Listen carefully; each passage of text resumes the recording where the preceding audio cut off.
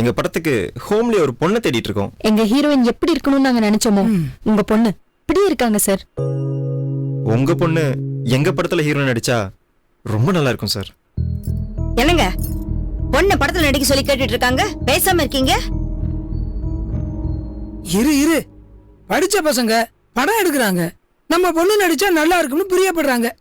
விருப்பம்னா அனுப்ப போறோம், இல்லாட்ட வேணாம்னு சொல்ல போறோம். இதுக்கு ஏன் டென்ஷன் ஆகுற தம்பி? எங்க பொண்ணு உங்க படத்துல நடிக்க வைக்கிறதுல எனக்கு உள்ளூர ஒரு சந்தோஷம் தான்.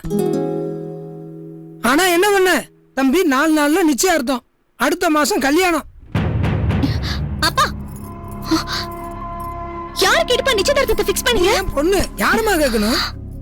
மத்த எல்லா விஷயத்துக்குமே என்கிட்ட கலந்து பேசின நீங்க கல்யாணம்னு வரும்போது மட்டும் ஏன்பா ஒரு வார்த்தை கூட பேசல? ஏமா வெளியில மாப்பிள்ள பாத்திருந்தா கேட்டிருப்பேன் கண்டிப்பா.